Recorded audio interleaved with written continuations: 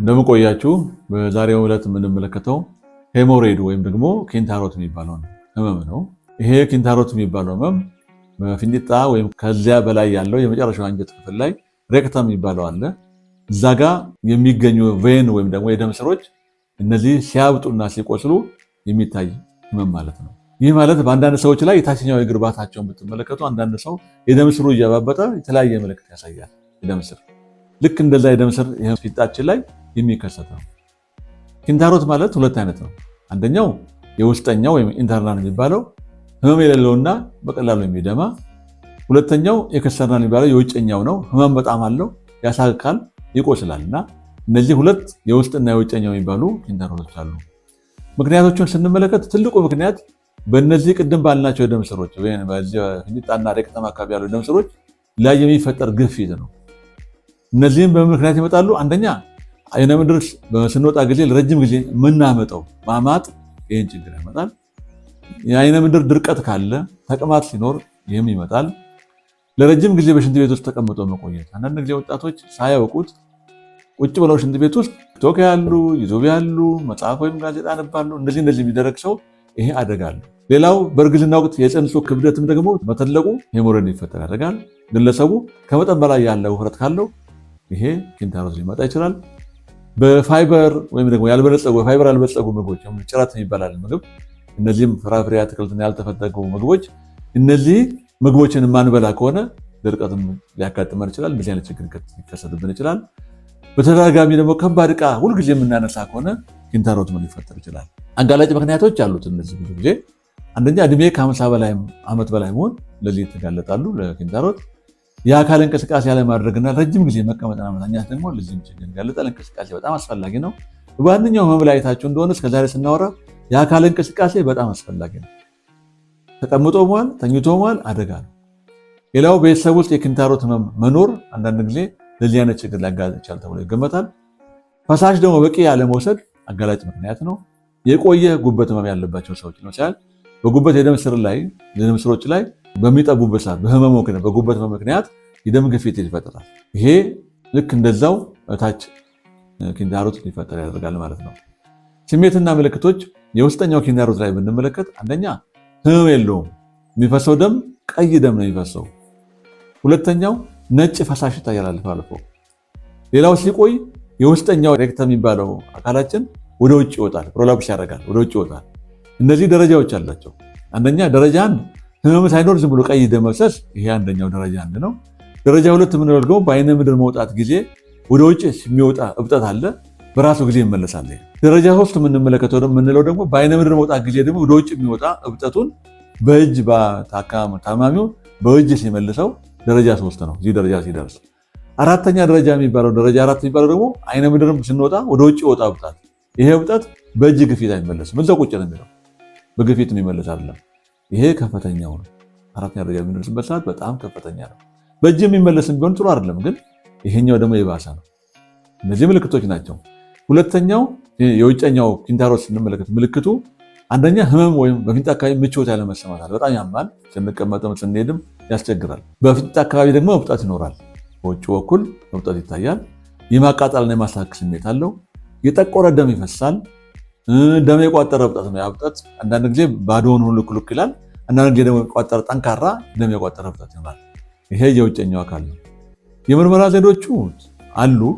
አንደኛው አካላዊ ምርመራ ነው። ይሄ የእብጠቱን እና ሌሎች ምልክቶችን በማየት ሊታወቅ ይችላል። ፊዚካል ኤግዛሚኔሽን የሚደረግ ማለት ነው። ሁለተኛው ለውስጠኛው ኪንታሮት ግን ሐኪሙ ጓንት አድርጎ በጣት ውስጥ ወደ ፊንጢጣ ውስጥ ገብቶ የሚመረመሩ ምርመራ ነው። በጣት ሊታወቅ ይችላል። ሶስተኛው አኖስኮፒ ይባላል። አነስተኛ መብራት ያላትና በቀጭን የሆነች ቱቦ ወደ ውስጥ አስገብቶ ኪንታሮት ነው አይደለም ሌላ ነገር ነው የሚለውን ለማየት አኖስኮፒ የሚባለው ምርመራ አለ። አራተኛው ሲግሞይዶስኮፒ ወይም ደግሞ ኮሎኖስኮፒ ይባላል። ትልቅ ነው። እስከ አንጀት ላይኛው አንጀት ድረስ ትልቁ አንጀት ድረስ ገብቶ ማየት ይቻላል። ይሄም የሚደረገው ምርመራ ምንድነው? የሚፈሰው ደም በጣም ይበዛ ከሆነና የአንጀት ካንሰር ሊሆን ይችላል ተብሎ ስለሚገመት ይሄንን መሆኑንና ለመሆኑን ለመለየት የሚደረግ ምርመራ ነው። ህክምናው ይሄ ሃይ ፋይበር ያለባቸው ምግቦች፣ ፍራፍሬዎች፣ አትክልቶች፣ ያልተፈለጉ ሌሎችን መብላት ራሱ ህክምና ነው። ያለሰልስላቸዋል። አይነ ምድርን በቀላሉ በጊዜ ብዛት ሊድን ይችላል። በቂ ፈሳሽ መውሰድ ያስፈልጋል። ታማሚው በቂ ፈሳሽ ሲወስድ ድርቀት አይኖርም፣ ማማጥ አይኖርም።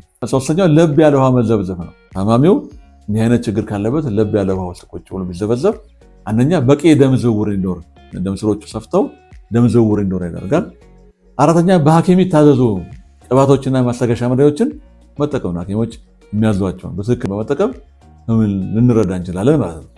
ሌላው አምስተኛው ከፍ እያለ ሲሄድ ወደ ኪንታሮቱ የሚሄደውን የደም ስር ረበር አለ፣ ለዚህ የተዘጋጀ ፕላስቲክ አለ። በሱ ይቋጠርና በራሱ ጊዜ ተቆርጦ እንዲወርቅ ያደርጋል ማለት ነው። ስድስተኛው በጣም ለባሰ የኪንታሮት ህመም ደግሞ ቀዶ ሕክምና ማስወገድ ነው።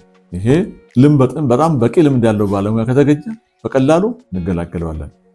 ሌላው አንዳንድ ጊዜ ወደ ውጭ የወጣውን ኪንታሮት ወደ ውስጥ የመለስ እርዳታ ሊደረግ ይችላል። ከላይ ያልናቸውን ነገሮች በመመለስ ሕክምና ሊደረግ ይቻላል።